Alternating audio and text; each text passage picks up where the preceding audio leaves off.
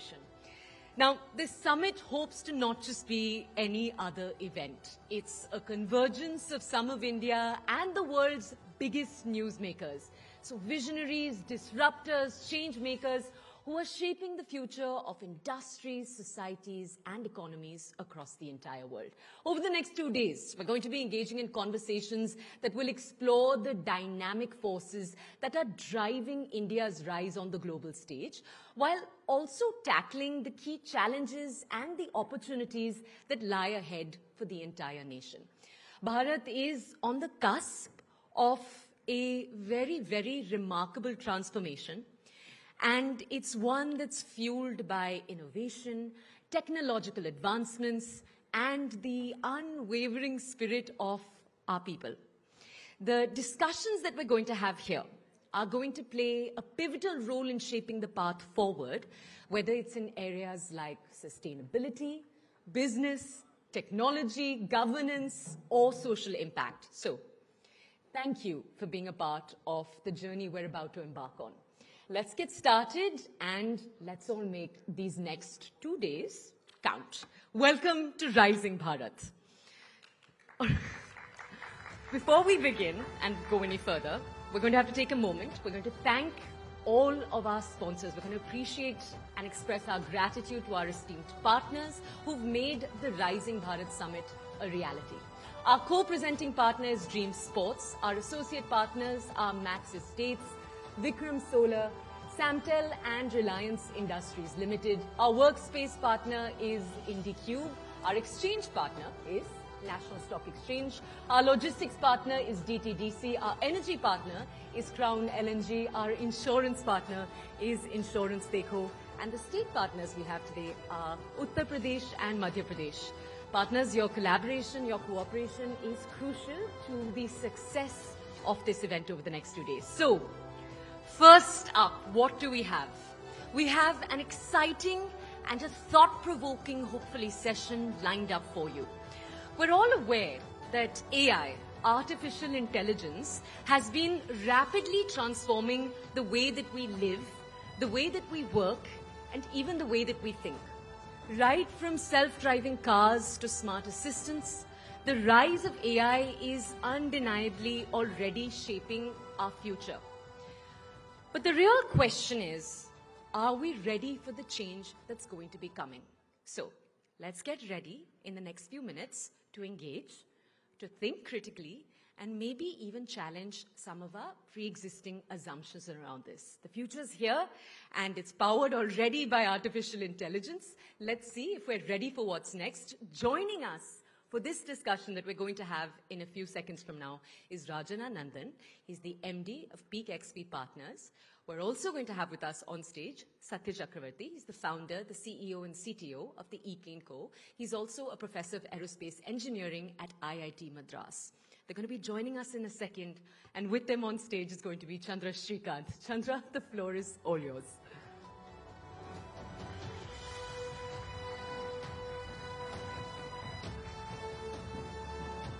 Please welcome Rajan Anandan from Peak 15 Partners. Rajan, one of India's best-known VCs, investors. And pleasure to welcome Professor Satya Chakravarti all the way from IIT Madras, who's not just a professor but the founder of 6 deep tech startups, including the likes of ePlane and Agnikul Cosmos. A huge round of applause for both of them. And it's wonderful to have the head of IIT Madras, Mr. Professor Kamakoti, here as well. So a nice little reunion here in the national capital. Right, thank you so much, Rajan and Professor Satya. You know, just a few days ago, Minister Piyush Goyal made this comment about India's deep tech ecosystem, how we're spending entrepreneurial energy on building hyperlocal apps, fancy ice creams and cookies. But Professor Chakravarti here is an example that we also have very good deep tech entrepreneurship in India. So huge round of applause for that. So don't get disheartened that there's no deep tech innovation happening. It's very much happening. But before I get to that, I want to get both your thoughts, Rajan and Professor Satya. What is your own sense about the deep tech ecosystem in India? Where are we? Where should we be? What will get us there? Rajan, maybe you can start, or Professor Satya, you can start and Rajan can join. Okay, so I think we need to actually look at this particular debate that the Honorable Minister Piyush Goyal kind of kicked off. Two things. One, I think, judging by just the number of messages that I get on my LinkedIn asking me to mentor students in different colleges to do their deep tech entrepreneurship, which I used to actually very effectively do earlier. And in fact, at the NCCRD, the National Center for Combustion R&D that we have at IIT Madras, we have harbored, for example, Nutrace, which was actually a LinkedIn Connect, and we got them to do the hydrogen evolution experiments before they could get funded, and I then positioned them to, I think Peak 15, right, as well as other investors and so on. We have Neurostellar that's actually going through that now, Tutor Hyperloop that's going through that now, and so on. In fact, Agnikul Cosmos themselves were actually just doing a cold call on me to say, hey, is it possible for you to support me and support us? And then they said, sure, why not? So I used to do that very effectively, but I'm not able to do that because the number of such messages is now exploding. So on the one side, we clearly see that there are students from all across the country, not just the IITs or any other so-called reputed institutions, but it doesn't matter what the institution is that they are from. They are all out there wanting to actually do this, raring to go. This is on the one side of the story. The other side that you have to actually look at is, what are we actually comparing with? We are comparing with China in that particular debate. And China definitely has, in the last 10 to 20 years, gone leaps and bounds ahead of the rest of the world. It's not just about getting on par with the West. They've actually gone well past the West. Right. Right? So are we there? The point is, we are not yet there. But are we getting there? The answer is yes, because what are we talking about is what we call as exponential technologies. So in exponential technologies, we are actually at the lower end of this bend, right?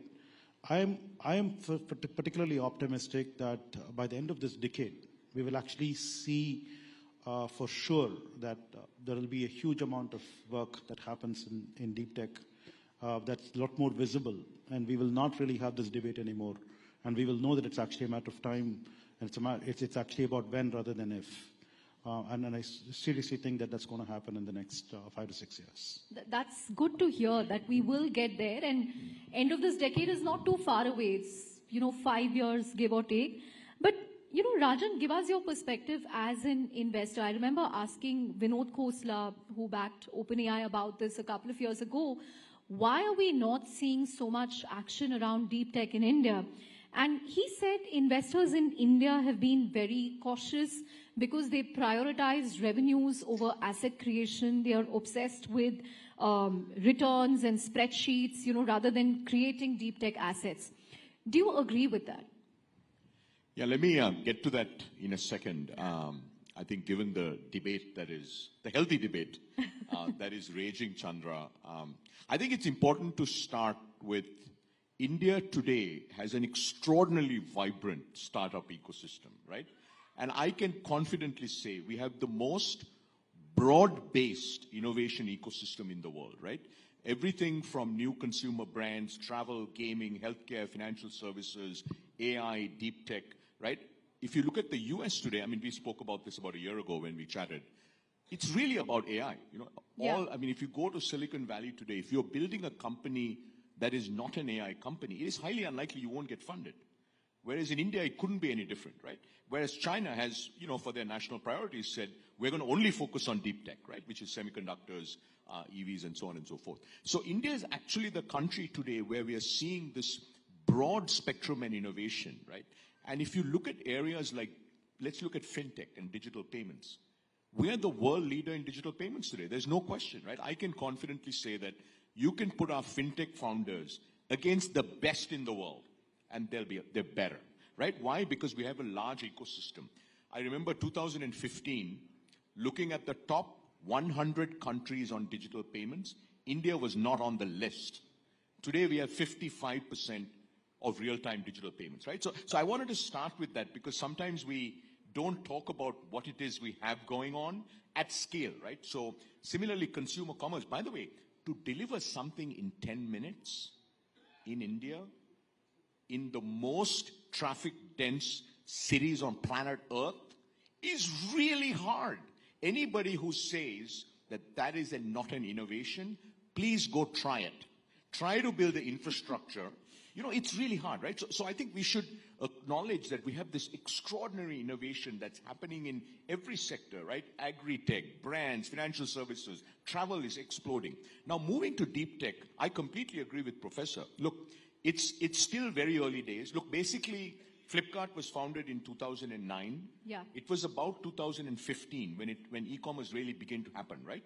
And it's now that we are seeing, you know, really new to the world innovations, right? Quick commerce is an Indian innovation.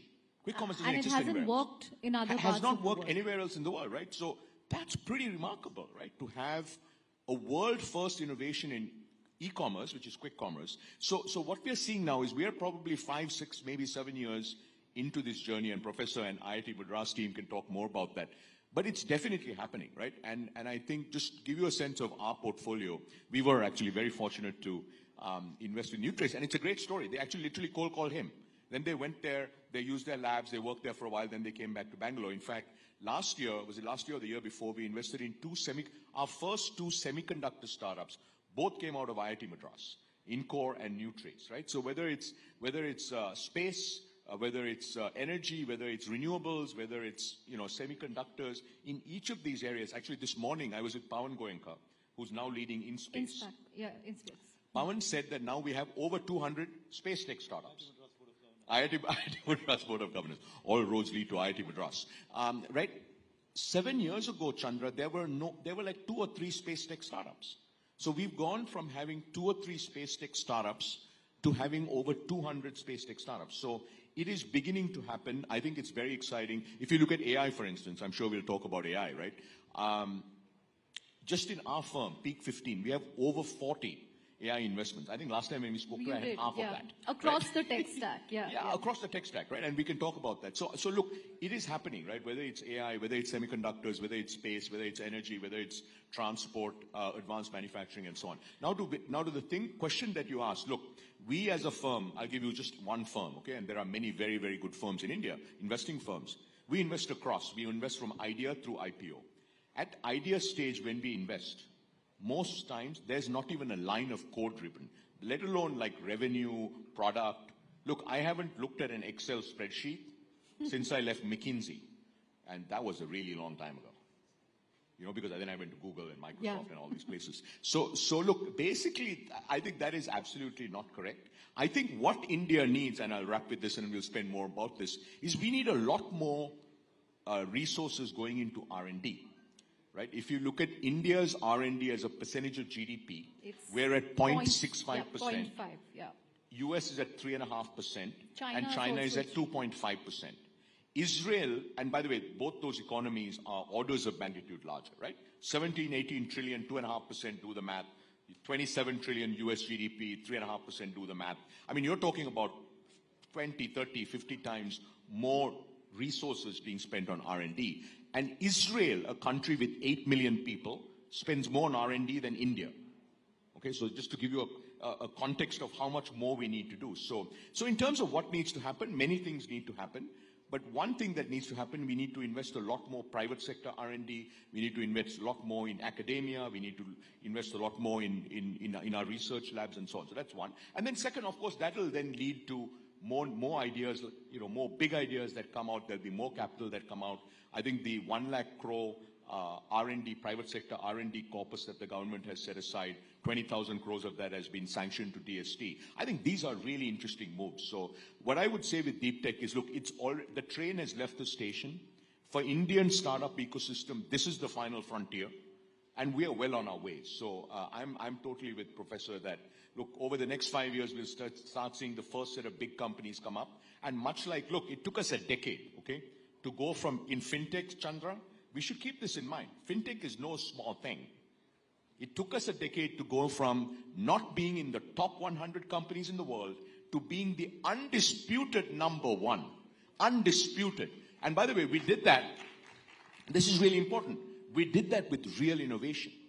UPI is based on open source. There is no other country in the world that has a payment rails that has zero MDR. And by the way, what you will see in India is our innovators, our entities, right, whether it's large companies, small companies, governments, academia, really come up with very, very different ways to do things because we have to cater to population scale, right? I mean, you'll see this in industry after industry after industry. Right. Just a quick follow-up question, Rajan, and all points, I completely agree that we should kind of zoom out, take the glass half full view, because where we've come in fintech is incredible. We completely leapfrogged from cash to UPI. But, one will still ask, why don't we have a world-beating product or a tech platform from India? Earlier there was this notion that capital is a constraint, but then you have DeepSeek in China saying that they managed to build a foundational model at a fraction of what OpenAI spent, and they managed to give every single foundational model in the valley a run for their money. So when we have the tech talent, the ingredients, why are we not able to execute that? I mean, hopefully we will see that happen because the government is now serious about, picking and funding foundational models from India. Why can't we do that? And why can't we do what a BYD managed to do to Tesla? Again, there I agree, the government heavily supported them with subsidies and so on. But what is stopping us from creating these world-beating products? We often end up with mental models of the West, at least when it comes to consumer apps. No, but I think that is where, Chandra, that is such an outdated statement.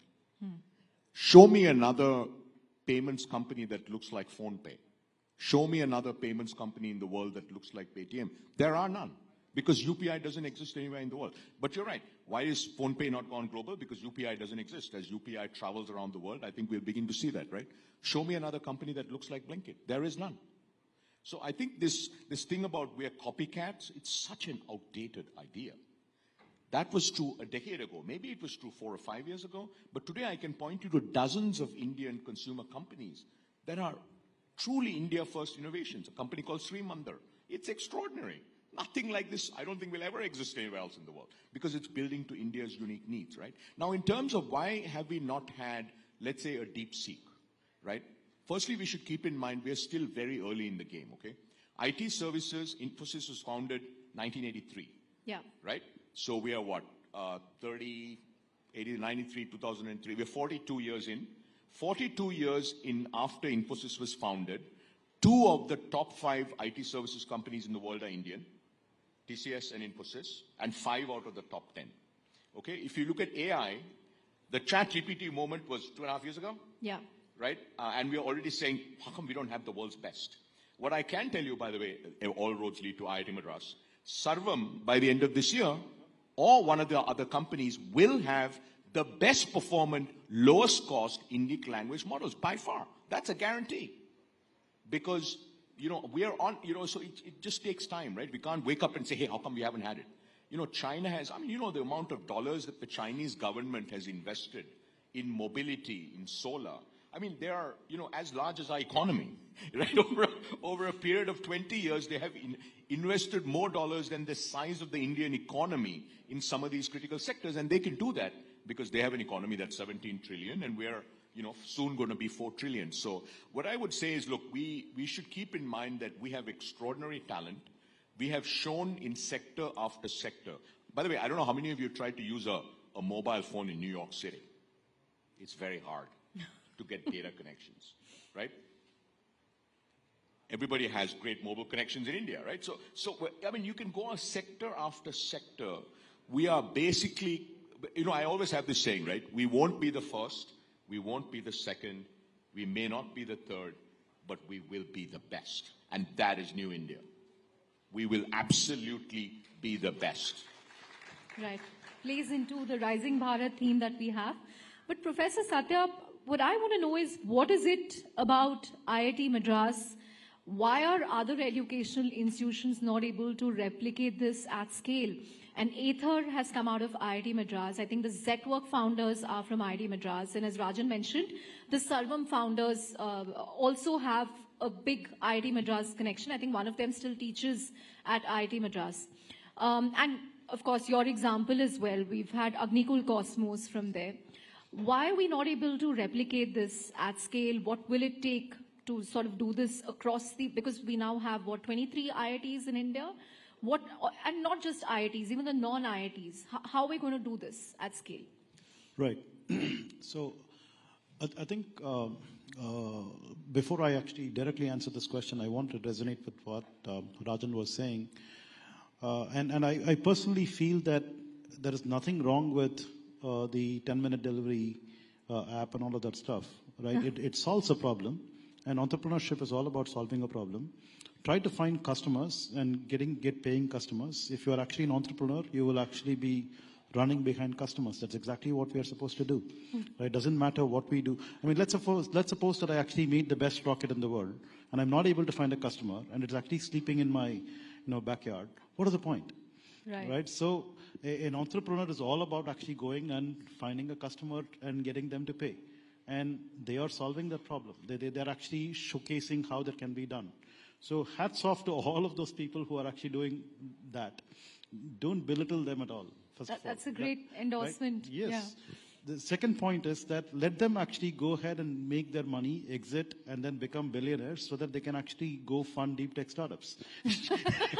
Otherwise, how am I going to get Okay, now we know why you're all for quick commerce, because you want them to get a good exit right. and fund. So you look at a typical, IIT, and okay, since you actually said that IIT Madras is different, okay, let's look at all the other IITs where these people are actually going out and making these 10-minute, apps and all of that stuff, and then making their money and becoming zillionaires, right? In their next avatar, they would be like, oh, is that all there is? What am I going to do with this money? Let me go chase this professor who, right? Okay, right. So it's actually good for us. So I think wealth creation in the country is actually, first of all, very important. Okay, we are in this phase where we need to first of all create wealth for everyone, and then we will think about whether we are actually doing deep tech and is it deep enough and all those kinds of quibbles. That is, and we're kind of somehow assuming that if you just do deep tech, India is actually going to be very proud about it and all those things. But finally, is it actually going to really do something to the GDP, right? And is it going to actually do something to the well-being of the average Joe on the street?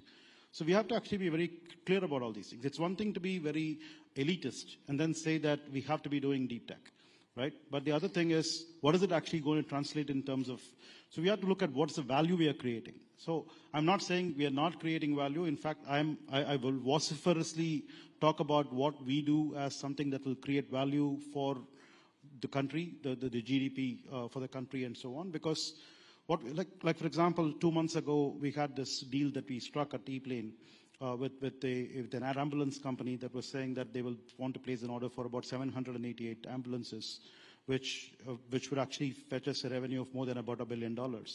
And somebody was pointing out, wait a minute, Zoho actually took like so much time to actually get to $1 billion revenue, and you guys are just signing deals even before you make the plane. The answer is we are making a plane, right? So, right, so making a plane means that it will actually create value. So there is no doubting that deep tech will actually create value, but that is not to say that we have to actually belittle anything else that's going on that's already creating value by leaps and bounds, right? And then contributing to the economy. So that's the main point.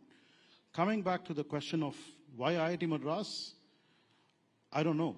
The answer, right? The answer is we just happen to be that kind of DNA. So we have a DNA at IIT Madras. So go back. I have to tell you this interesting anecdote. So I was speaking to a founder from IIT Madras who's, built a factory and he's manufacturing components for the aerospace industry. And I told him, so you never thought about doing a consumer app? He said, I'm from IIT Madras. I'm not going to build a delivery app. So he said it very matter of fact. So that's the kind of environment that we have, right? So let me actually flip the coin. For a long time at IIT Madras, we used to actually be wondering, Why are we not actually getting the JEE #1 to actually come to IIT Madras? Why are they going to Bombay? So every opening ranker of every branch that at IIT Madras was actually less when compared to somebody who was going. And we used to say we have to actually do some more publicity. We have to, figure out how to get them, and all that stuff. Well, if you go to some other place, you actually in an environment, you probably do something else. But no matter what's your rank, you actually come over here, you end up actually being in this particular DNA setting where you end up doing deep tech. Right? And I think there were students who used to say, oh, IIT Madras is so nerdy. They will actually make you do assignments. It's actually difficult to get grades and all that stuff. Yeah, look at what's happened.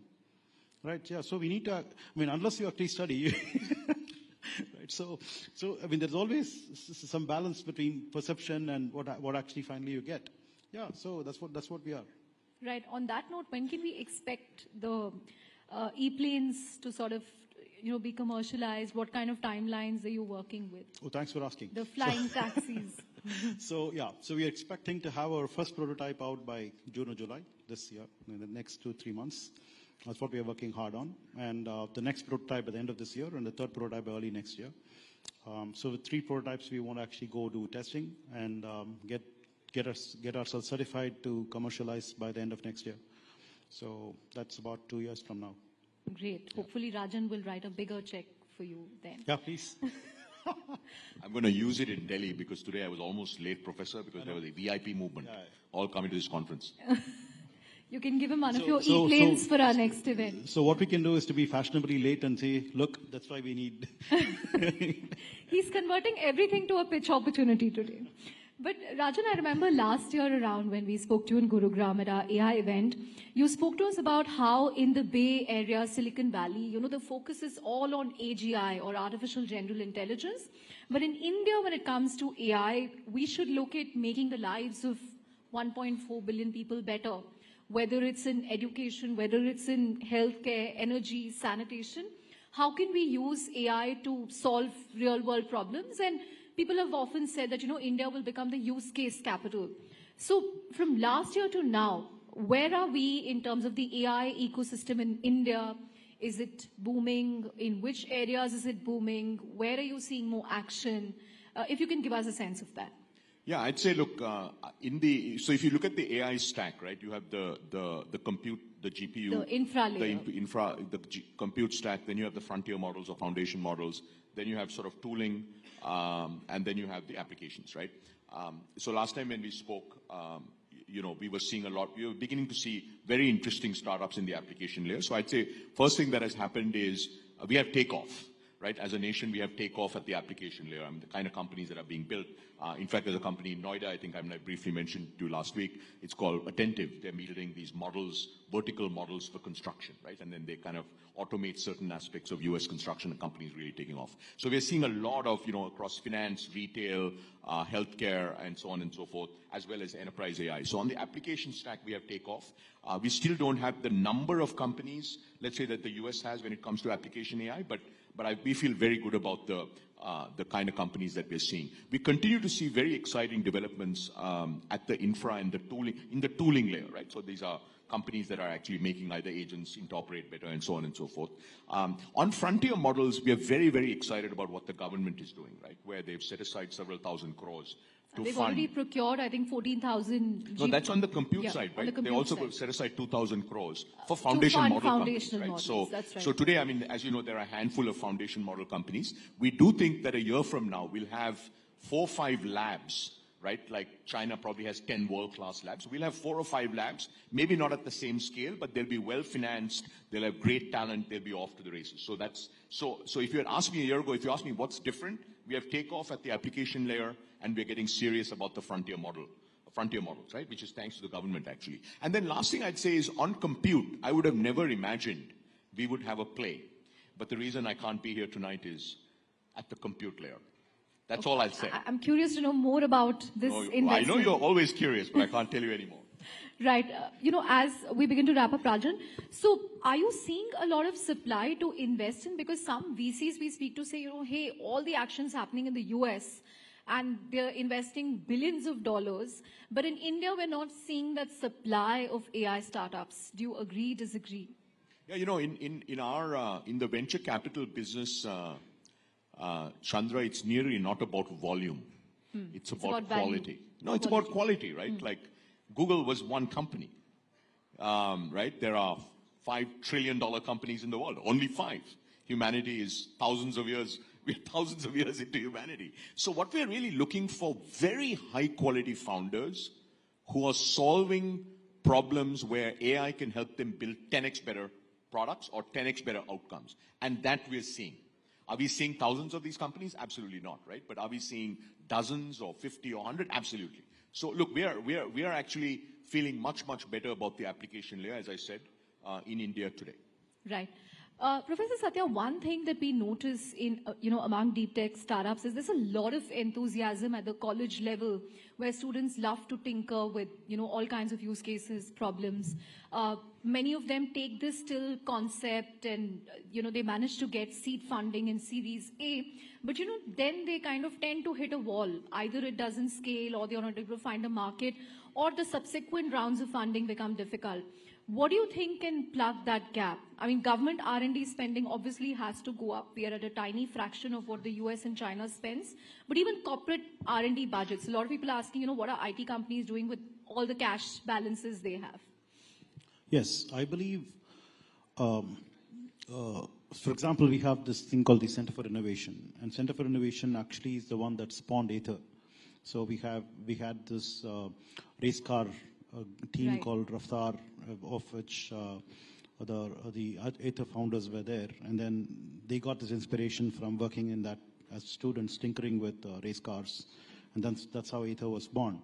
Galaxy, for example, was born from Avishkar Hyperloop, which I am the faculty advisor of, and I'm now a co-founder of Galaxy as well, and so on. So we can clearly see lots of such examples of how founders get inspired to do things from the tinkering labs that they have in their institutions. So it's very important for us to be able to allow students to tinker with things. That's number one. And then there must be a funding that goes with it, which typically alumni does a good job on. But more importantly, I think when they step out of these places with ideas that they want to scale and commercialize, can we actually sort of intoxicate them with a seed funding, right? So funding is not, I seriously believe that funding is something that should not be easily available. We need to actually get the founders know the value of what they're getting. But seed funding is actually a very good intoxicant, right? So it kind of hooks you. So once you actually get seed funded, then you're kind of like holding the tiger by the tail and you want to run with it. And many times, these founders, when they are so young, they have the appetite to build stuff, but they don't have the appetite to chase investors and get funding and all of that stuff. So let's say, for example, if you had this government's fund of funds that actually is set up at these institutions and then looks for these ideas to fund right as they are coming out of the labs and these places like these tinkering labs and so on.